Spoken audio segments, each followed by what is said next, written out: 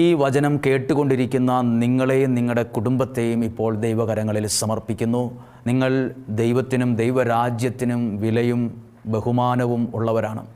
ദൈവത്തിൻ്റെ വലിയൊരു അനുഗ്രഹം നിങ്ങളുടെ കൂടെയുണ്ട്. ദൈവത്തിൻ്റെ കരുണയുടെ കരം നിങ്ങളുടെ കൂടെയുണ്ട്. ഈ 4-ാമത്തെ ദിവസം നമ്മൾ പ്രാർത്ഥനയിലേക്ക് പ്രവേശിക്കുമ്പോൾ ദൈവകൃപയിൽ നിങ്ങൾ സൗഖ്യമായിരിക്കുന്നു എന്ന് വിശ്വസിക്കുന്നു, സന്തോഷമായിട്ടിരിക്കുന്നു എന്ന് വിശ്വസിക്കുന്നു. നമുക്ക് ഒരുമിച്ച് പ്രാർത്ഥിക്കാം, ഒരുമിച്ച് ആരാധിക്കാം. 4-ാമത്തെ ദിവസം നമ്മൾ കേൾക്കുന്ന ദൈവവചനമാണ് വിശുദ്ധ ലൂക്കായുടെ സുവിശേഷം 1-ാം അധ്യായം 30-ാമത്തെ വാക്യം. ദൂതൻ അവളോട് പറഞ്ഞു, മറിയമേ, നീ ഭയപ്പെടേണ്ട, കർത്താവ് നിന്നോടുകൂടെ. ആ വാക്ക് ഇന്ന് നിങ്ങളോട് ഓരോരുത്തരോടും പറയുന്നൊരു വാക്കായിട്ട് ഒന്ന് സ്വീകരിക്കാൻ പറ്റുമോ? അസ്വസ്ഥയായി നിന്ന മറിയം ദൈവത്തിൽ നിന്ന്, ദൈവദൂതനിൽ നിന്ന് കേട്ട ഒരു സ്വരമാണ്, ഭയപ്പെടേണ്ട. ഒരുപാട് കാര്യങ്ങളെയൊക്കെ ഓർത്ത് ഒത്തിരി ഭയം മനസ്സിൽ സൂക്ഷിക്കുന്നവരാണ് പലരും. എല്ലാവരും ഏതൊക്കെയോ ചില കാര്യങ്ങളെയൊക്കെ ഓർത്ത് ഒത്തിരി ഭയപ്പെടുന്നുണ്ട്. നമുക്ക് ചിലരുടെ മുഖവും ചിലരുടെ സ്വരവും സാന്നിധ്യമൊക്കെ കാണുമ്പോൾ നമുക്ക് തന്നെ മനസ്സിൽ കിട്ടും, ഇവരൊക്കെ എന്തൊക്കെയോ ഒത്തിരി ഭയമാണ് ഇവർക്ക്. ഈ കൊച്ചെന്തിനോ ഭയക്കുന്നുണ്ട്, ഈ കുടുംബം ഒത്തിരി ഭയത്തിലാണ്. എന്നാൽ ദൈവത്തിൻ്റെ സ്വരം ഭയത്തിലിരിക്കുന്ന, അസ്വസ്ഥതയിലിരിക്കുന്ന ഹൃദയങ്ങളോട്, കുടുംബങ്ങളോട് ദൈവത്തിൻ്റെ സ്വരമാണ്, ഭയപ്പെടേണ്ട. ഇത് മനുഷ്യൻ പറഞ്ഞ ഒരു വാക്കല്ല. ഇത് ലോകത്തിലെ ഏതെങ്കിലും ഒരു നേതാവ് താൽക്കാലികമായി നമ്മളെ ആശ്വസിപ്പിക്കാൻ ഭയപ്പെടേണ്ടെന്ന് പറഞ്ഞൊരു വാക്കല്ല. ഈ ലോകത്തെ സൃഷ്ടിച്ചു പരിപാലിക്കുന്ന ദൈവത്തിൻ്റെ വാക്ക് ദൂതൻ വഴി അവിടെ എത്തുവാണ്. ഭയപ്പെടേണ്ട. എന്ത് പ്രശ്നമായിക്കൊള്ളട്ടെ, എന്ത് കലങ്ങി മറിഞ്ഞ വിഷയങ്ങളിലൂടെ കടന്നു പോകുന്ന ഒരാളായിക്കൊള്ളട്ടെ. ചിലപ്പോൾ ചിലർ പറയാറുണ്ട്, മറ്റൊരാളോട് പറയാൻ പോലും പറ്റാത്ത വലിയൊരു വിഷമത്തിലാണ് ഞാനും ഞങ്ങളുടെ കുടുംബവും. ആരോട് ഞാനിത് പറയും? എങ്ങനെ ഇത് പറയും? ഇത് പറഞ്ഞാൽ അവർ ഞങ്ങളെക്കുറിച്ച് എന്ത് ചിന്തിക്കും? പലതിനെക്കുറിച്ചും ഭയപ്പെട്ടിരിക്കുന്നവരോട്, ഭയം മനസ്സിൽ സൂക്ഷിച്ച് ഉറങ്ങാൻ പോലും കഴിയാത്ത അവസ്ഥയിൽ ആയിരിക്കുന്നവരോട് ഈ വിമല ഹൃദയ പ്രതിഷ്ഠയുടെ ഒരുക്കമായി നടത്തുന്ന പ്രാർത്ഥനയിലൂടെ ദൈവം നിങ്ങളെ കേൾപ്പിക്കുന്ന ദൈവീക സ്വരമാണ്, ഭയപ്പെടേണ്ട, ദൈവം നിൻ്റെ കൂടെയുണ്ട്. നമ്മൾ ആ വിഷയത്തെക്കുറിച്ചൊന്ന് ചിന്തിക്കാൻ പോവാണ്. കേൾക്കുമ്പോൾ നിസ്സാരമായിട്ട് തോന്നും ഭയപ്പെടേണ്ട എന്നൊരു വാക്കൊക്കെ, പക്ഷെ അതിനൊരു ജീവിതത്തോളം ആഴമുണ്ട്. എത്രയോ പേരെ ജീവിതത്തിൽ നിന്ന് കൈക്ക് പിടിച്ച് കയറ്റിയ വാക്കാണെന്നറിയാവോ? ഭയപ്പെടേണ്ട എന്നൊരു വാക്ക്. ഭയപ്പെടേണ്ട. പ്രിയപ്പെട്ടവർ, നമ്മളിന്ന് നോക്ക്, ഒരു കുടുംബത്തിലെ മാതാപിതാക്കളോട് സംസാരിക്കുമ്പോൾ അവർക്ക് മക്കളെ ഓർത്ത് ഒത്തിരി ഭയമുണ്ട്. അവർ കോളേജിൽ പഠിക്കുകയാണ്, അല്ലെങ്കിൽ അവർ ജോലി ചെയ്യുകയാണ്, പക്ഷെ അവരെ ഓർത്ത് പുറത്ത് പ്രകടിപ്പിക്കുന്നില്ലെങ്കിലും എന്തൊക്കെയോ ഭയമുണ്ട്. ശരീരത്തെ ഓർത്ത് ഭയമുള്ളവരുണ്ട്. അവരനുഭവിക്കുന്ന രോഗത്തെ ഓർത്ത്, ഈ രോഗം വന്നവരൊക്കെ മരിച്ചു, ആ രോഗം എനിക്കും വന്നു, ആ രോഗത്തിൻ്റെ തീവ്രതയേക്കാൾ കൂടുതൽ മനസ്സിൽ ഭയം കൊണ്ട് നടക്കുന്നവരുണ്ട്. സാമ്പത്തിക മേഖലയിൽ വലിയ ജപ്തിയുടെയും കടബാധ്യതയുടെയും ഒക്കെ മുമ്പിൽ നിൽക്കുന്ന, കുറഞ്ഞ മാസങ്ങൾക്ക് കഴിയുമ്പോൾ ജപ്തി ചെയ്യാൻ സാധ്യതയുണ്ട്. കുറേ ലക്ഷങ്ങൾ ആവശ്യമായിട്ടുണ്ട്, ആരുടെ മുമ്പിൽ കൈ നീട്ടിയിട്ടും ആരും തരുന്നില്ല.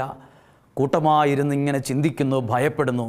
ദൈവം നിങ്ങളെ ദൈവവചനത്തിൽ നിന്ന് കേൾപ്പിക്കുന്ന സ്വരമാണ്, ഭയപ്പെടേണ്ട. അങ്ങനെ ഏതെങ്കിലും ഭയം ഉണ്ടെങ്കിൽ ഈ വിമല ഹൃദയ പ്രതിഷ്ഠയുടെ ഈ പ്രാർത്ഥന കടന്നു പോകുന്ന ഈ 4-ാം ദിവസം നിങ്ങളുടെ എല്ലാ ഭയങ്ങളെയും ഒന്ന് സമർപ്പിക്കുക. എല്ലാ ഭയവും സമർപ്പിക്കുക. ഭയപ്പെടേണ്ടെന്ന് പറഞ്ഞത് MLA MP ഒന്നും അല്ല, ഈ ലോകത്തെ സൃഷ്ടിച്ച ദൈവമാണ് നിന്നോട് പറഞ്ഞത്, നിൻ്റെ കുടുംബത്തോട് പറഞ്ഞത് ഭയപ്പെടേണ്ടെന്ന്. ആ വാക്കിൽ നമുക്ക് വിശ്വസിക്കാം. മനുഷ്യൻ്റെ വാക്ക് പോലെ ഇന്ന് പറഞ്ഞിട്ട് നാളെ പറഞ്ഞില്ലെന്ന് പറയുന്ന വാക്കല്ല ഇത്. ഇത് ആദ്യം മുതൽക്കേ മാറാതുള്ള, ആകാശം മാറിയാലും ഭൂമി മാറിയാലും മാറാത്ത ദൈവത്തിൻ്റെ വാക്കാണ് നിന്നോട് പറഞ്ഞത്. ഭയപ്പെടേണ്ട. ഭയം ആവശ്യമില്ല. ദൈവത്തിൻ്റെ കരം പിടിച്ച് നമുക്ക് മുന്നോട്ട് പോകാൻ കഴിയും. എല്ലാ ഭയപ്പെടുത്തുന്ന സാഹചര്യങ്ങളെയും, ഭയപ്പെടുത്തുന്ന വ്യക്തികളെയും, ഭയപ്പെടുത്തുന്ന വെല്ലുവിളികളെയും ദൈവകരങ്ങളിലേക്കൊന്ന് പരിപൂർണമായി സമർപ്പിച്ച്, പരിശുദ്ധ അമ്മ അതല്ല ചെയ്തത്, ഇതാ കർത്താവിൻ്റെ ദാസി എന്ന് പറഞ്ഞ് സമർപ്പിച്ചതുപോലെ ഈ വിമല ഹൃദയ പ്രതിഷ്ഠയുടെ ഈ പ്രാർത്ഥനയുടെ ശുശ്രൂഷകളുടെ നാളുകളിൽ ഒന്ന് സമർപ്പിക്കുക. ആ മേഖലകളിലൊക്കെ ദൈവത്തിൻ്റെ അത്ഭുതകരമായ ഇടപെടൽ കാണാൻ പറ്റും. ഞാൻ ഈ ഭയപ്പെടേണ്ടെന്ന വാക്ക് ബൈബിളിൽ പരിശോധിച്ചപ്പോൾ മറ്റൊരു സ്ഥലത്ത് വളരെ അത്ഭുതകരമായ രീതിയിൽ വ്യാഖ്യാനിച്ച് പഠിപ്പിച്ചു തരുന്നൊരു ഭാഗമാണ് വിശുദ്ധ മത്തായിയുടെ സുവിശേഷം 14-ാം അധ്യായം 22 മുതലുള്ള വാക്യങ്ങൾ.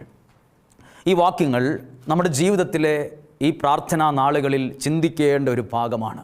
അത് 14 അധ്യായം 22 മുതൽ ഒരിക്കൽ കൂടി ആവർത്തിക്കുന്നു. ബൈബിൾ നിങ്ങളുടെ കൈവശമുണ്ടായിരിക്കട്ടെ, അത് തുറന്നിരിക്കട്ടെ. ഈ പറഞ്ഞ ഭാഗം നിങ്ങൾക്ക് ശ്രദ്ധയോടെ ഒന്ന് കൊണ്ടുപോകാൻ സാധിക്കട്ടെ.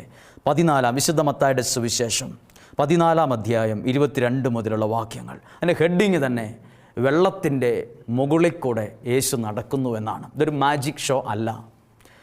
ഏതെങ്കിലും മാജിക് ഷോ നമ്മൾ ഇഷ്ടംപോലെ കണ്ടിട്ടുണ്ട് പല രീതി. ഇത് മാജിക്കല്ല, ഇത് ദൈവത്തിൻ്റെ ഒരു അടയാളമാണ്.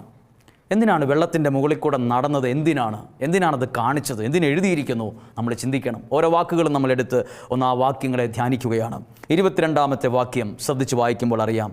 ജനസഞ്ചയത്തെ പിരിച്ചുവിടുമ്പോഴേക്കും തനിക്ക് മുമ്പേ വഞ്ചിയിൽ കയറി മറുകരയ്ക്ക് പോകാൻ യേശു ശിഷ്യന്മാരെ നിർബന്ധിച്ചു. അവൻ ജനക്കൂട്ടത്തെ പിരിച്ചുവിട്ടതിന് ശേഷം ഏകാന്തതയിൽ പ്രാർത്ഥിക്കാൻ മലയിലേക്ക് കയറി. ഞാനത് നിങ്ങളോട് സാധാരണ ഏതൊരു വ്യക്തിക്കും മനസ്സിലാവുന്ന രീതിയിൽ പറയട്ടെ. വലിയൊരു ശുശ്രൂഷ ചെയ്തുകൊണ്ടിരിക്കുന്ന ഒരു സമയമാണ്. ധാരാളം ആളുകൾ, ജനസഞ്ചയം എന്നാണ് എഴുതിയിട്ടുള്ളത്. അതിനുശേഷം ശിഷ്യന്മാരോട് പറഞ്ഞു, നിങ്ങൾ പൊക്കോളൂ, അക്കരയ്ക്ക് പൊക്കോ. പറഞ്ഞതിന് ശേഷം യേശു റെസ്റ്റ് എടുക്കാൻ അല്ലെങ്കിൽ വിശ്രമിക്കാനല്ല പോയത്, ഒരു മലമുകളിലേക്ക് കയറി.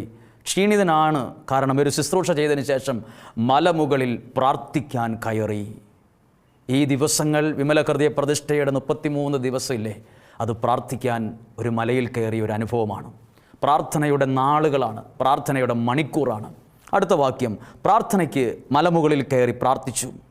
രാത്രി ആയപ്പോഴും യേശു അവിടെ തനിച്ചിരുന്നു, ഒറ്റയ്ക്കിരുന്ന് പ്രാർത്ഥിച്ചു. അപ്പോൾ നോക്കൂ, യേശു പോലും പ്രാർത്ഥിച്ചിരുന്നു. പ്രാർത്ഥിക്കുന്നവൻ കേൾക്കുന്ന ദൈവസ്വരമാണ്, ഭയപ്പെടേണ്ട. പ്രാർത്ഥിക്കാത്തവൻ ലോകത്തിൻ്റെ സ്വരം കേൾക്കും, അത് മുഴുവൻ ഭയപ്പെടുത്തുന്നതാണ്, നമ്മുടെ ഉറക്കം കെടുത്തുന്നതാണ്. നമ്മുടെ വീട്ടിൽ നിന്ന് പോലും നമ്മൾ കേൾക്കുന്ന സ്വരം നമ്മുടെ ഉറക്കം കെടുത്തുന്ന സ്വരമാണ്. നമ്മൾ എന്താ ഇവരിങ്ങനെ സംസാരിക്കുന്ന, അസ്വസ്ഥത ഉണ്ടാക്കുന്ന സ്വരമാണ്. പ്രാർത്ഥിക്കുന്നവൻ കേൾക്കുന്ന സ്വരം ഭയപ്പെടേണ്ടെന്നുള്ളതാണ്. നിങ്ങൾ പ്രാർത്ഥനയുള്ള ഒരു മനുഷ്യനാണോ? നിങ്ങൾ പ്രാർത്ഥനയുള്ള ഒരു കുടുംബമാണോ? നിങ്ങൾ ദൈവത്തിൻ്റെ ഈ സ്വരം കേട്ടിരിക്കും. ഭയപ്പെടേണ്ട. ഈ വാക്കിൽ ഒരു ജീവിതം ജീവിക്കും. ഭയപ്പെടേണ്ട എന്ന് പറഞ്ഞ വാക്ക്, ആ വാക്യം വായിക്കുന്നതിന് മുമ്പ് ഈ വാര്യം ശ്രദ്ധിക്കുക. പ്രാർത്ഥിക്കാൻ മലയിലേക്ക് കയറി, രാത്രിയായപ്പോഴും അവിടെ 24 വാക്യം, ഇതിനിടെ വഞ്ചി കരയിൽ നിന്ന് ഏറെ ദൂരം അകന്നു കഴിഞ്ഞിരുന്നു. അപ്പോൾ സാഹചര്യങ്ങൾ മൊത്തം മാറുവാണ്. ആ യാത്രയ്ക്ക്, ശിഷ്യന്മാരുടെ ആ യാത്രയിൽ ഒരുപാട് പ്രതിസന്ധികൾ ഉണ്ടായി. എഴുതിയിരിക്കുന്ന വാക്കിങ്ങനെയാണ്, കാറ്റ് പ്രതികൂലമായിരുന്നതിനാൽ തിരമാലകളിൽപ്പെട്ട് അത് വല്ലാതെ ഉലഞ്ഞു. ഒരു നിമിഷം അവിടെ നിർത്തുകയാണ് ഈ വാക്യത്തിൽ. ഇതെങ്ങനെയാണ് ഫോണും വാട്സപ്പും ഫേസ്ബുക്കും ഒന്നും ഓൺലൈൻ മീഡിയ ഇല്ലാത്ത കാലത്ത് രാത്രിയിൽ ഒരു മലയുടെ മുകളിലിരുന്ന് യേശു ശിഷ്യന്മാർ പ്രതിസന്ധിയിലാണെന്ന് എങ്ങനെയായിരിക്കും അറിഞ്ഞത്? ഇന്നത്തെ പോലെ മെസ്സേജ് അയക്കുന്ന സംവിധാനങ്ങളില്ലാതെ രണ്ട് സ്ഥലത്താണ് നടക്കുന്ന സംഭവങ്ങളാണ്. യേശു പ്രാർത്ഥിക്കുന്നത് വഞ്ചിയിലിരുന്നല്ല, പ്രാർത്ഥിക്കുന്നത് മലയുടെ മുകളിലാണ്. ഈ സംഭവം നടക്കുന്നത്, ശിഷ്യന്മാർ ഭയപ്പെടുന്നത്, കാറ്റ് പ്രതികൂലമായതെല്ലാം കടലിലാണ്. 2 സ്ഥലത്തിരുന്ന് യേശു എങ്ങനെ ഇതറിഞ്ഞു? അതാണ് പ്രിയപ്പെട്ടവരെ, പ്രാർത്ഥിക്കുന്നവൻ കൂടെയുള്ളവരുടെ ഓരോ സാഹചര്യങ്ങൾ കാണാതെ തന്നെ കാണാൻ കഴിവുള്ളവനായിരിക്കും. അങ്ങനെയുള്ള മനുഷ്യരെ നമ്മുടെ കൂടെയുണ്ട്. നമ്മളെ കണ്ടിട്ട് നമ്മളോട് കാര്യങ്ങൾ പറയുന്നവരുണ്ട്. കാണാത്ത കാര്യങ്ങൾ പോലും നമ്മളോട് പ്രാർത്ഥിക്കുന്നവന് ദൈവം കാണിച്ച് കൊടുക്കും ചില കാര്യങ്ങൾ. അവൻ്റെ കണ്ണിൽ കാണും. നോക്കൂ, യേശു അത് പ്രാർത്ഥനയിൽ കണ്ടു. തൻ്റെ കൂടെയുള്ള ശിഷ്യന്മാർ പ്രതിസന്ധിയിലാണെന്ന്, വിഷമത്തിലാണെന്ന്. ആ സമയത്ത് എഴുതിയിരിക്കുന്ന വാക്കാണ്, കാറ്റ് പ്രതികൂലം, തിരമാലകളിൽപ്പെട്ടത് വല്ലാതെ പോലെ. ഈ വാക്യം വായിച്ചപ്പോൾ ഞാൻ എൻ്റെ ബൈബിളിൽ അത് വരച്ചു വച്ചിട്ടുണ്ട്. അത് വരച്ചു വയ്ക്കാൻ കാരണം ഞാൻ അതിൻ്റെ സൈഡിൽ എഴുതിയിട്ടുണ്ട്. ചിലപ്പോൾ ജീവിതം കടന്നു പോകുന്ന സാഹചര്യങ്ങൾ തോന്നുമ്പം ഇതുപോലത്തെ ഒരു വള്ളത്തിലാണല്ലോ ഈ വർഷം ഞാനിപ്പോൾ പോയിക്കൊണ്ടിരിക്കുന്നതെന്ന് തോന്നും. ഇതുപോലൊരു വള്ളത്തിലാണല്ലോ ദൈവമേ ഞാനും എൻ്റെ കുടുംബവും, എന്നെ കേൾക്കുന്ന നിങ്ങളും ഒരുപക്ഷെ ഇതുപോലൊരു വള്ളത്തിലായിരിക്കും. കാറ്റ് പ്രതികൂലം, കാറ്റ് പോലും പ്രതികൂലം, മനുഷ്യർ പ്രതികൂലം, സാഹചര്യങ്ങൾ പ്രതികൂലം, കൂട്ടുമായി നിന്ന പലരും എല്ലാം പ്രതികൂലം, ആരും അനുകൂലമില്ല, എല്ലാം പ്രതികൂലം. ഇവിടേക്കാണ് നമ്മൾ പിടുത്തം വിട്ടു പോകുന്നത്. നമ്മുടെ ലൈഫ് തന്നെ കൈവിട്ട് പോകും എന്ന് എനിക്ക് തോന്നുന്നു എന്നൊക്കെ പറയില്ലേ, ഇതുപോലെ എല്ലാം പ്രതികൂലമായിരുന്നു. ഇതുപോലൊരു സാഹചര്യം, എല്ലാം പ്രതികൂലം. ആരെങ്കിലും ഉണ്ടോ ഇങ്ങനെ? എന്നെ ഈ ശാലോം TV-യിലൂടെ ദൈവവചനം എന്നിലൂടെ ശ്രദ്ധിക്കുന്ന ആരെങ്കിലും ഇങ്ങനെ പ്രതികൂലത്തിൽ ഇരിക്കുന്നവരുണ്ടോ? ഫോണിൻ്റെ ബെല്ലടിക്കുന്ന പോലും പേടിക്കുന്ന ആൾക്കാരുണ്ട്. ഫോൺ ഇങ്ങനെ മേശ വെക്കും, ഭാര്യയുടെയും ഭർത്താവിൻ്റെയും മക്കളുടെയൊക്കെ. ഫോൺ എടുക്കുമ്പോൾ ഒരാൾ ആ വീട്ടിലെ അപ്പം പറയും, പോയി നോക്ക്, ആരാ നോക്ക്, എടുക്കണ്ടെന്ന് പറയും. അവൻ ഓടിപ്പോയി ഫോൺ കൈകൊണ്ട് എടുക്കിയാൽ നോക്കും. കട്ട് ചെയ്യുവാൻ പോലും, വിളിക്കുന്ന ഫോണിൻ്റെ ബെല്ല് പോലും പേടിയുള്ള സൈലൻ്റ് ആക്കി വെക്കുന്ന ആൾക്കാരുണ്ട്. ചില പ്രതികൂലം വരുമ്പോൾ, ശത്രുക്കൾ വരുമ്പോൾ, പണം ചോദിച്ച ആൾക്കാർ വരുമ്പോൾ, അല്ലെ ബാങ്കിൽ നിന്ന് വിളിക്കുമ്പോൾ എടുക്കാൻ പേടി, ഫോൺ ബെല്ലടിക്കുന്നത് പോലും പേടി, മെസ്സേജ് വരുന്നത് പോലും ഭയത്തോടെ വായിക്കുന്നവരുണ്ട്. എല്ലാം പ്രതികൂലമുള്ളവരുണ്ട്. ആരെങ്കിലും എന്നെ കേൾക്കുന്നുണ്ടോ? എന്നാൽ ആ കുടുംബത്തോട്, ആ വ്യക്തിയോട് ഇന്ന് നിങ്ങളോട് ഈ മീഡിയയിലൂടെ പറയുന്നു, നിങ്ങളെ കാണുന്നൊരു ദൈവം നിങ്ങളെ അന്വേഷിച്ച് വരുന്നുണ്ട്. ശിഷ്യന്മാർ ശ്രദ്ധിച്ചേ, അവരെ വള്ളത്തിൽ എല്ലാം പ്രതികൂലമായി പ്രതിസന്ധിയിൽ ഇരിക്കുമ്പം അവരറിഞ്ഞായിരുന്നോ പ്രാർത്ഥിക്കുന്ന യേശു, അല്ലെങ്കിൽ യേശു ഞങ്ങളെ അന്വേഷിച്ച് വരുമെന്ന്? നിങ്ങളെ അന്വേഷിച്ച് വരാൻ നിങ്ങളുടെ കുടുംബക്കാർ പോലും ഇല്ല, നിങ്ങളുടെ ഭാര്യ വീട്ടുകാരില്ല, ഭർത്തൃ വീട്ടുകാരില്ല, കല്യാണം കഴിച്ചു പോയ മക്കൾ വരുന്നില്ല, കൊച്ചുമക്കൾ വരുന്നില്ല. പക്ഷെ ദൈവം നിങ്ങളെ അന്വേഷിച്ച് വരും. എല്ലാം പ്രതികൂലമാകുമ്പോൾ ദൈവം നിന്നെ കൈവിടത്തില്ല. പ്രതികൂലമാകുമ്പോൾ മനുഷ്യൻ നിന്നെ കൈവിടും, ഒരേ രക്തത്തിലുള്ളവർ നിന്നെ കൈവിടും. പക്ഷെ ദൈവം നിന്നെ കൈവിടത്തില്ല കുഞ്ഞെ, ദൈവം നിന്നെ കൈവിടും. ഇതാണ് ആ വാക്യം വായിക്കുമ്പോൾ ഇതിനകത്ത് എഴുതിയിട്ടില്ല ആ വാക്ക്, നിന്നെ ദൈവം കൈവിടില്ല കുഞ്ഞെ. ദൈവം നിൻ്റെ കുടുംബത്തെ കൈവിട്ട് കളയില്ല. കൈവിട്ട് കളഞ്ഞായിരുന്നെങ്കിൽ പണ്ടേ നീ മണ്ണും പൊടിയും ചാരവുമായി പോയേനെ. ദൈവം കൈവിടില്ല. അതാ മറിയത്തോട് പറഞ്ഞ് നീ ഭയപ്പെടണ്ട. ആ ദൈവം നിന്നോട്, നിൻ്റെ കുടുംബത്തോട് അടുത്ത് വന്ന് മുഖത്ത് നോക്കി പറയുന്നത്, നീ ഭയപ്പെടണ്ട. നീ പ്രതിസന്ധിയിൽ വല്ലാതെ ഉറക്കാൻ പോലും പറ്റാതെ കട്ടിലെ തിരിഞ്ഞും മറിഞ്ഞും കിടക്കുമ്പോൾ നിൻ്റെ ജീവിതത്തിൻ്റെ അവസ്ഥയിലേക്ക്, സാഹചര്യങ്ങളിലേക്ക്, വെല്ലുവിളിയിലേക്ക് നടന്നടുത്തു വരുന്ന ഒരു ദൈവം നിനക്കും എനിക്കുമുണ്ട്. അതാണ് നമ്മുടെ ജീവിതമൊക്കെ വെല്ലുവിളിയുടെ ഇടയിലും പിടിച്ചു നിൽക്കുന്നത്, തോറ്റു പോകാത്തത്, പരാജയപ്പെട്ടു പോകാത്തത്, നശിച്ചു പോകാത്തത്, കയറ് കഴുത്തേൽ ഇടാഞ്ഞത്, വിഷം വായിലോട്ട് ഒഴിക്കാഞ്ഞത്. എനിക്കൊരു ദൈവം ഉണ്ടെന്നുള്ള ബോധ്യമല്ലേ?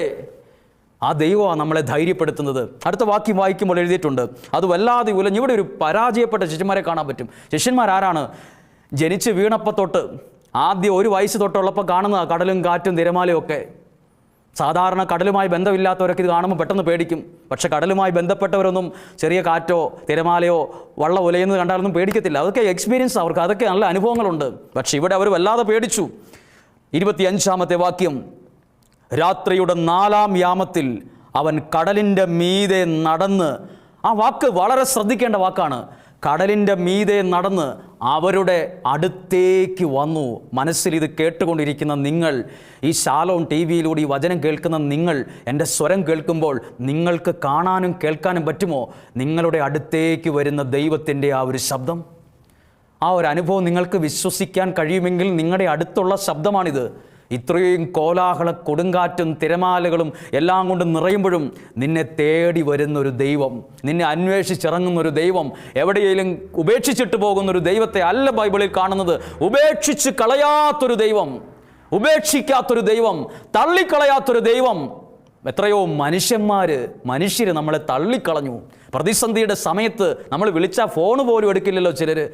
ഏറ്റവും തകർന്നിരിക്കുന്ന സമയത്ത് വെറുതെ വീട്ടിൽ വന്ന് സാരയില്ല കേട്ടോ ഞങ്ങളിവിടെ ഉണ്ടെന്ന് പറയുന്ന ആൾക്കാർ പോലും ഇല്ല. അതേ സമയത്താണ് ഉപേക്ഷിക്കാത്തൊരു ദൈവം. ഇവിടെ നിന്ന് അല്പം കൂടി സ്വരമുയർത്തി നിങ്ങളുടെ വീടിൻ്റെ എല്ലാ മുറികളും കേൾക്കെ പറയാൻ എനിക്ക് ആഗ്രഹമുണ്ട്. ദൈവം നിന്നെ ഉപേക്ഷിക്കത്തില്ല. നീ പാപിയായിരിക്കാം, ഒറ്റപ്പെട്ടവനായിരിക്കാം, ലോകത്തിലെ ഏറ്റവും വലിയ നിർഭാഗ്യവാനെന്ന് നീ തന്നെ വിധിയെഴുതിയ ഒരു ജീവിതമായിരിക്കും നിൻ്റേത്. ആ ജീവിതത്തെ നോക്കിയിട്ട് പറയുക, ദൈവം നിന്നെ ഉപേക്ഷിക്കത്തില്ല. ഏറ്റവും വലിയ ചെളിക്കുഴിയിൽ കിടന്ന ഒരേ പാപം തന്നെ 1000 വട്ടം ആവർത്തിച്ചൊരു പാപിയായിരിക്കും നീ. എല്ലാത്തിനും വിമർശിക്കുന്ന ആളായിരിക്കും നീ. ദൈവത്തെ പോലും ഇഷ്ടമില്ലെന്ന് നീ നാവുകൊണ്ട് പറഞ്ഞ ഒരാളായിരിക്കും. എനിക്കിതിലൊന്നും കാര്യമോ കഥയോ ഇല്ല, എനിക്കിതിൽ വിശ്വാസമില്ലെന്ന് വരെ പറഞ്ഞ് പ്രസംഗിച്ച ആളായിരിക്കും നീ. പക്ഷേ ദൈവം നിന്നെ ഉപേക്ഷിക്കത്തില്ല. നീ പ്രതിസന്ധിയിലായിരിക്കുമ്പം ആദ്യം നിന്നെ തേടി വരുന്നത് ഈ ദൈവമായിരിക്കും. നോക്കൂ, എത്രയോ പേര് ഈ ശിഷ്യന്മാർ വലിയ ആൾക്കൂട്ടത്തിനിടയിലായി വെള്ളത്തിലേക്ക് ഇറങ്ങിപ്പോയി യാത്ര പോകുന്നത്. വേറെ ആരെങ്കിലും അന്വേഷിച്ച് വന്നത് ഒരു ദൈവമാണ്. അതേ ദൈവം നിന്റെ കുടുംബത്തെ അന്വേഷിച്ചിറങ്ങുന്ന ദിവസമാണ് വിമല ഹൃദയ പ്രതിഷ്ഠയുടെ ഈ 4-ാമത്തെ ദിവസമെന്ന് എഴുതി വെച്ചു. നീ അനുഭവിക്കുന്ന പ്രതിസന്ധി തൊട്ടടുത്ത വീട്ടിലെ അപ്പുറത്തെ മുറി കിടക്കുന്നവർ പോലും അറിഞ്ഞിട്ടില്ല. പക്ഷെ നിന്നെ അറിയുന്ന ദൈവം നീ കടന്നു പോകുന്ന വഴികൾ എവിടെയാണെന്ന് ദൈവത്തിന് അറിയാം. നീ എവിടെയാ തോക്കാൻ തുടങ്ങുന്ന, നിൻ്റെ മനസ്സ് കൈവിട്ടു പോകുന്ന എവിടെയാണെന്ന് ഈ ദൈവത്തിന് അറിയാമെന്ന്. ഈ ദൈവത്തിന് അത് ശരിക്കും അറിയാം. ലോകത്തിൽ ആർക്കും നിന്നെ അറിയില്ല, പക്ഷെ ദൈവത്തിന് നിന്നെ അറിയാം. നിന്റെ ഓരോ ചലനങ്ങളും അറിയാം, നിന്റെ വിഷമങ്ങളും അറിയാം. അടുത്ത വാക്യം, വെള്ളത്തിൻ്റെ മുകളിലൂടെ നടന്നു വന്നു എന്നാണ് എഴുതിയിരിക്കുന്നത്. മറ്റൊരു വള്ളം പിടിച്ചു വന്നു എന്നല്ല, വെള്ളത്തിൻ്റെ മുകളിലൂടെ. നമ്മൾ എന്ത് കാര്യം ഓർത്തു? വെള്ളത്തിൻ്റെ മുകളിലൂടെ നടന്നു വരുന്നത് മാജിക്കല്ല, ഇതൊരു യാഥാർത്ഥ്യമാണ്. ദൈവത്തിന് നിൻ്റെ അടുത്തേക്ക് ഇതുപോലെ വരാൻ കഴിയും. ഇതുപോലെ വരാൻ കഴിയും. നിന്നെ പേടിപ്പിക്കുന്ന കാറ്റും തിരമാലയും എല്ലാം ഉള്ളപ്പോൾ അതിൻ്റെ മീതെ ദൈവത്തിന് നിൻ്റെ അടുത്തേക്ക് വരാൻ പറ്റും. ആര് പറഞ്ഞു ദൈവത്തിന് നിൻ്റെ അടുത്തേക്ക് വരാൻ പറ്റില്ലെന്ന്? ദൈവം നിൻ്റെ അടുത്തേക്ക് വന്നുകൊണ്ടിരിക്കുന്ന സമയമാണ് ഈ വചനം കേട്ടുകൊണ്ടിരിക്കുമ്പോൾ. ഇനി എന്നെ ചിന്തിപ്പിച്ചൊരു കാര്യമുണ്ട്. എന്നെ ചിന്തിപ്പിച്ചൊരു കാര്യം 25-ാമത്തെ വാക്യത്തിൻ്റെ കഴിഞ്ഞിട്ട്, അവൻ കടലിന് മീതെ നടന്നു വരുന്നത് കണ്ട് ശിഷ്യന്മാർ പരിഭ്രാന്തരായി. ഇതാ പിശാച്, ഭൂതമെന്നവർ വിളിച്ചു പറഞ്ഞു. പിശാചെന്നാ വിളിച്ചു പറഞ്ഞു. എന്നിട്ട് ഇടപെട്ട് കേട്ടോ. ശിഷ്യന്മാരാണേ പോലും കുറച്ച് മണിക്കൂറുകൾക്ക് മുമ്പ് കണ്ടതാണ് യേശുവിനെ. എന്നിട്ട് പോലും അവർ വിളിച്ച് യേശുവിനെ കണ്ടിട്ട് മുഖത്ത് നോക്കി പറയുക, ദേ ഭൂതം ഭൂതം എന്ന്. വിശ്വാസമല്ല ഏറ്റു പറഞ്ഞത്. എന്നിട്ടും ഉപേക്ഷിച്ച് കളഞ്ഞില്ല കേട്ടോ ദൈവം. എന്നിട്ടും തള്ളിക്കളഞ്ഞില്ല കേട്ടോ ഇവരെ. എന്നിട്ടും അവരെ ചേർത്ത് പിടിക്കാൻ ആഗ്രഹിച്ചത്, പ്രിയപ്പെട്ടവരെ, വെള്ളത്തിൻ്റെ മുകളിൽ കൂടെ നടന്നു. എന്താ ഇത് സൂചിപ്പിക്കുന്നത്? ഏത് പ്രതിസന്ധിയുടെ മുകളിൽ നിന്നെ തോപ്പിക്കുന്ന ഏത് പ്രശ്നത്തെയും തോപ്പിക്കാൻ ദൈവത്തിന് പറ്റും. നിന്നെ വെല്ലുവിളിക്കുന്ന ഏത് വിഷയത്തെയും ഇല്ലാതാക്കാൻ ദൈവത്തിന് പറ്റുന്ന ഇതിൻ്റെ അർത്ഥം. എനിക്കതിനെ അത്ഭുതപ്പെടുത്തിയ ചിന്തിപ്പിച്ചൊരു കാര്യം നിങ്ങളോട് പറയട്ടെ. ശിമയോൻ പത്രോസ് പറഞ്ഞു, നീ കർത്താവാണെങ്കിൽ, നീ ദൈവമാണെങ്കിൽ എന്നെ ഈ വെള്ളത്തിൻ്റെ മുകളിൽ കൂടെ നടക്കാൻ കൽപ്പിക്കുക. യേശു പറഞ്ഞു, വരാൻ പറഞ്ഞു. അപ്പോൾ പത്രോസ് ശ്ലീഹ ആ വള്ളത്തിൽ നിന്ന് വെള്ളത്തിലേക്ക് കാലെടുത്ത് വച്ചൊരു സമയമുണ്ട്. വെള്ളത്തിലുണ്ടായിരുന്നവർ വരെ നീ എന്തു മണ്ടത്തരവാ ചെയ്യാൻ പോകുന്നേ എന്ന് ചിന്തിച്ചിട്ടുണ്ടാവും പലരും. അല്ലെങ്കിൽ കാറ്റും കോളും നിറഞ്ഞു നിൽക്കുമ്പോൾ ആരെങ്കിലും വെള്ളത്തിലേക്ക് ഇറങ്ങുമോ? ആ തിരമാലയുടെ കാലെടുത്ത് വയ്ക്കുമോ? ആ കാറ്റിൻ്റെ സമയത്ത് ഭയപ്പെട്ട് അകത്ത് വിറച്ചിരിക്കുകയല്ലേ ഉള്ളൂ. പത്രോസ് ശ്ലീഹ ആ വള്ളത്തിൽ നിന്ന് കാലെടുത്ത് വച്ചപ്പം ഇവൻ ഈ വെള്ളത്തിൽ ഇവൻ്റെ ജീവിതം തീരുന്നു. കൂടെയുള്ളവർ പോലും വിധി എഴുതിയിട്ടുണ്ടാകും. പക്ഷേ ഒരു കാര്യമുണ്ട്, പത്രോസ് ശ്ലീഹയ്ക്ക് അറിയാം, വിളിച്ച ദൈവം വിശ്വസ്തനാണ്. ആരാ വിളിച്ചത്? വെള്ളത്തിൻ്റെ മുകളിൽ നിൽക്കുന്ന യേശുവാണ് ഈ പത്രോസിനെ വിളിച്ചത്. പത്രോസിൻ്റെ ഒരു ബോധ്യമാണ്, എന്നെ വിളിച്ച ദൈവം വിശ്വസ്തനാണ്. നിങ്ങൾക്ക് ഈ വചനം കേട്ടുകൊണ്ടിരിക്കുമ്പോൾ പറയാൻ പറ്റുമോ? നിങ്ങളുടെ വിശ്വാസത്തിൽ നിന്നുകൊണ്ട് എൻ്റെ ദൈവം വിശ്വസ്തനാണെന്ന് പറ്റുമെങ്കിൽ ഒരു 5 പ്രാവശ്യം മനസ്സിൽ പറ. എൻ്റെ ദൈവം, എൻ്റെ കൂടെയുള്ളവർ വിശ്വസ്തരല്ല, എൻ്റെ സുഹൃത്തുക്കൾ വിശ്വസ്തരല്ല, എൻ്റെ നാട്ടുകാർ വിശ്വസ്തരല്ല, എൻ്റെ കോളേജിൽ പഠിച്ച എൻ്റെ കൂട്ടുകാരൊന്നും വിശ്വസ്തരല്ല. കാര്യത്തിന് കാര്യം മാത്രമേ ഉള്ളൂ. പക്ഷേ എൻ്റെ ദൈവമോ വിശ്വസ്തനാണ്. അതാണ് പത്രോസ് ശ്ലീഹയുടെ ധൈര്യം. ആ വള്ളത്തിൽ നിന്ന് വെള്ളത്തിലേക്ക് കാലെടുത്ത് വെച്ചു. കുറച്ച് സ്റ്റെപ്പുകൾ വെച്ചു. കുറച്ച് കഴിഞ്ഞപ്പോൾ വെള്ളത്തിൽ താണുപോയപ്പോൾ ഒരു കാര്യം പറഞ്ഞു, ഇതാ ഞാൻ നശിക്കുന്നു എന്ന് പറഞ്ഞപ്പോൾ ഇനി അടുത്ത കാര്യം ചിന്തിക്കേണ്ട ഒരു കാര്യമാണ്. പത്രോസിൻ്റെ ജീവിതം, ശരീരം വെള്ളത്തിൽ താണുപോയപ്പോൾ ആ കയ്യിൽ ഒരാൾ ചാടി പിടിച്ചു. ആ ദൈവത്തെ നിങ്ങൾ മറന്നു പോകരുത്. ആ ദൈവത്തെ ഉപേക്ഷിക്കരുത്. അതായത് താന്നു പോകുമ്പം അവനവൻ്റെ കാര്യം നോക്കി വള്ളത്തിലിരുന്ന കുറേ പേര് അവിടെയുണ്ട്. പക്ഷെ താന്നു പോയപ്പം ആ താന്നു പോകാത്ത വിധത്തിൽ പത്രോസിൻ്റെ കയ്യിൽ മുറുകെ പിടിച്ചൊരു ദൈവമാണ് എൻ്റെയും നിൻ്റെയും ദൈവം. അപ്പോൾ ഒരാൾ ചോദിച്ചു, നീ എന്തിനാണ് ഇങ്ങനെ ഒച്ച വെക്കുന്നത്? നീ എന്തിനാണ് ഇങ്ങനെ അലറിക്കാറുന്നത്? നീ എന്തിനാണ് ഇങ്ങനെ ഒച്ച വെച്ച് പ്രസംഗിക്കുന്നത്? പ്രിയപ്പെട്ടവരെ, ഈ ദൈവസ്നേഹം അറിഞ്ഞ വ്യക്തികളുടെ ജീവിതം അവരറിയാതെ പ്രസംഗിക്കുമ്പോൾ ഒച്ച കൂടിപ്പോകും. കാരണം അവൻ തകർന്ന് താഴെ പോകാൻ തുടങ്ങിയപ്പോൾ അവൻ്റെ കരം പിടിച്ചൊരു ദൈവത്തെ അവൻ ഓർക്കുമ്പോൾ ചിലപ്പോൾ അവൻ്റെ പാട്ടിനും പ്രാർത്ഥനയ്ക്കും ഒച്ച കൂടിയെന്നിരിക്കും. അത് അവൻ്റെ കുഴപ്പമല്ല, അവൻ്റെ അനുഭവത്തിൽ നിന്ന് പറയുന്നത് കൊണ്ടാണ്. അവൻ്റെ കൈക്ക് പിടിച്ചൊരു ദൈവം. ഇതാ ഈ ദൈവം നിൻ്റെ കൈയും പിടിച്ചിട്ടുണ്ട്. ഈ പിടിച്ചിട്ട് പറഞ്ഞ ബൈബിൾ എഴുതിയിട്ടില്ല അടുത്ത വാക്ക്. എന്നെ ഒന്ന് ശ്രദ്ധിക്കാമോ? പത്രോസിൻ്റെ കൈ പിടിച്ച് പറഞ്ഞൊന്നുമില്ലേലും ബൈബിൾ വായിച്ചപ്പോൾ ഞാൻ കേട്ടൊരു സ്വരം, അല്പ സ്വാതന്ത്ര്യത്തോടെ നിങ്ങളോട് പറയാം. ഞാൻ കേട്ടൊരു സ്വരം പത്രോസിനോട് പറയുക, നീ ഈ വെള്ളത്തിൽ താന്നു പോകാൻ ഞാൻ സമ്മതിക്കില്ല. നീ ഒറ്റപ്പെട്ടു പോകാൻ ഞാൻ സമ്മതിക്കില്ല. നീ ഇവിടെ കിടന്ന് പിടയാൻ ഞാൻ സമ്മതിക്കില്ല. ഈ ദൈവമാണ് നിന്നോടൊന്ന് സംസാരിക്കുന്നത്. ഈ പ്രശ്നവും ഈ പ്രതിസന്ധിയും ഈ രോഗവും ഈ വെല്ലുവിളി ഉണ്ടായിട്ട് നീ നിന്റെ കുടുംബം എന്താ തകർന്നു പോകാത്തത്? നീ പോലും അറിഞ്ഞിട്ടില്ല ദൈവം നിന്റെ കൈ പിടിച്ചത്. അതോ മറിയത്തോട് പറഞ്ഞത്, നീ ഭയപ്പെടേണ്ട, നീ സംഭ്രമിക്കേണ്ട, ദൈവം നിന്റെ കൂടെ ഉണ്ട്. ഈ ധൈര്യം മതി ഒരു ജീവിതകാലം മുഴുവൻ ജീവിച്ച് സന്തോഷത്തോടെ തീർക്കാൻ. പ്രിയപ്പെട്ടവരെ, കൈക്ക് പിടിച്ചിട്ട് പറഞ്ഞ ആ വാക്ക് ഇന്ന് ഈ വിമലഹൃദയ പ്രതിഷ്ഠയ്ക്ക് യോഗത്തോടെ പങ്കെടുക്കുന്ന ഓരോ കുടുംബത്തോടും പറയുക, നീ തകർന്നു പോകാൻ സമ്മതിക്കുകയില്ല, നീ നശിച്ചു പോകാൻ ഞാൻ സമ്മതിക്കില്ല, നീ താന്നു പോകാൻ ഞാൻ സമ്മതിക്കില്ല, ഒറ്റപ്പെട്ടു പോകാൻ ദൈവം സമ്മതിക്കില്ല. ആ ഒരു വചനം നിങ്ങളുടെ ഹൃദയങ്ങളിൽ ഇരിക്കട്ടെ. ഏത് പ്രശ്നത്തെയും ഏത് തിരമാലകളെയും തോപ്പിക്കാൻ കഴിവുള്ളൊരു ദൈവം എനിക്കും നിങ്ങൾക്കും ഉണ്ട്. ആ ദൈവം എൻ്റെ കൈക്ക് പിടിച്ചിട്ടുണ്ട്, എൻ്റെ ജീവിതത്തെ ചേർത്ത് പിടിച്ചിട്ടുണ്ട്. പരിശുദ്ധാത്മാവ് നിങ്ങളെ സഹായിക്കട്ടെ. പ്രിയപ്പെട്ടവരെ, ശാലോമിൻ്റെ ഈ ഒരു ശുശ്രൂഷ പ്രാർത്ഥനയോടെ പങ്കെടുക്കുന്ന നിങ്ങൾക്ക് ഈ ദിവസം പ്രാർത്ഥിക്കുന്നു. നിങ്ങളുടെ കുടുംബത്തെ ചേർത്ത് പിടിക്കുന്ന മറിയത്തോട് പറഞ്ഞു, നീ ഭയപ്പെടേണ്ട, ഭയം വേണ്ട. നിൻ്റെ കുടുംബത്തോടും പറഞ്ഞു, ഭയം വേണ്ട, അതിനെ വേസ്റ്റ് കടലാസ് കീറി ആ കൊട്ടയിലിടുന്ന പോലെ അതിനെ കളഞ്ഞ് ദൈവസന്നിധിയിൽ നിയോഗം വെച്ചൊന്ന് പ്രാർത്ഥിക്കാമോ? ഈ 4-ാം ദിവസത്തെ നിയോഗം സമർപ്പിക്കുക. നിങ്ങൾക്കൊരു പ്രാർത്ഥിക്കുക. തുടർന്ന് ആരാധനയാണ്. ആരാധനയിലേക്ക് പ്രാർത്ഥനയോടെ പ്രവേശിക്കുക. അത്ഭുതങ്ങളെ ദൈവം ചെയ്യും, അടയാളങ്ങൾ ദൈവം പ്രവർത്തിക്കും. ഒരുപക്ഷെ നീ ഇന്ന് ഇളകി മറിയുന്നൊരു വള്ളത്തിലായിരിക്കും ഇരിക്കുന്നത്. നിൻ്റെ സഞ്ചരിക്കുന്ന വള്ളം പോലും നേരെ നിർത്താൻ നീ ഇപ്പോൾ തോറ്റിരിക്കുകയായിരിക്കും. ശിഷ്യന്മാർ വലിയ മിടുക്കന്മാരായിരുന്നു, പക്ഷേ അത് സഞ്ചരിക്കുന്ന വള്ളം പോലും നേരെ നിർത്താൻ അവരുടെ എക്സ്പീരിയൻസ് കൊണ്ട് കഴിഞ്ഞില്ല. നമ്മളും ചിലപ്പോൾ അങ്ങനെയൊക്കെയാണ്. കഴിവുണ്ട്, മിടുക്കുണ്ട്, പണമുണ്ട്, ബാങ്ക് അക്കൗണ്ടുണ്ട്, ബന്ധമുണ്ട്, സ്വാധീനമുണ്ട്, പക്ഷേ ചില സമയത്ത് ജീവിതം വല്ലാതെ ഉലയുമ്പം അതുപോലും നേരെ നിർത്താൻ പറ്റാതെ വരും നമ്മളെക്കൊണ്ട്. അപ്പോഴാണ് നമ്മളെ സഹായിക്കുന്ന ദൈവത്തിൻ്റെ വിലയും ശക്തിയും കഴിവും ആരെല്ലാം നമ്മൾ അറിയുന്നത്. ഇതേ ദൈവം വള്ളത്തെ മാത്രമല്ല, നിൻ്റെ ജീവിതത്തെയും പിടിച്ചിട്ടുണ്ട്, നിൻ്റെ കരം പിടിച്ചിട്ടുണ്ട്. പരിശുദ്ധ അമ്മയെ ധൈര്യപ്പെടുത്തി ആ വാക്യം ഒന്ന് പറയട്ടെ, ഭയപ്പെടണ്ട, ഭയപ്പെടണ്ട. ശിഷ്യന്മാരോട് യേശു പറഞ്ഞു, ഭയപ്പെടേണ്ട, ഇത് ഞാനാണ്. ദൈവം നിങ്ങളുടെ കുടുംബത്തെ അനുഗ്രഹിക്കട്ടെ. നിങ്ങളുടെ പ്രാർത്ഥനകൾക്ക്, നിയോഗങ്ങൾക്ക് വേണ്ടി പ്രാർത്ഥിച്ചിട്ടുണ്ട്. ആരാധനയിൽ ഇത് സമർപ്പിക്കും. നിയോഗത്തോടെ പങ്കെടുക്കുക. ഈ ജപമാല സഖ്യത്തിൽ പങ്കുചേരുക. ഒരുമിച്ചൊരു കൂട്ടായ്മയിലായിരിക്കുക. ഒരുമിച്ച് പ്രാർത്ഥിക്കുക, ഒരുമിച്ച് ആരാധിക്കാം, ഒരുമിച്ച് ദൈവത്തിൻ്റെ സ്നേഹവും അനുഭവിക്കാം. പരിശുദ്ധാത്മാവ് നിങ്ങളെ സഹായിക്കട്ടെ. പ്രാർത്ഥനയോടെ, പ്രതീക്ഷയോടെ ആരാധനയിലേക്ക്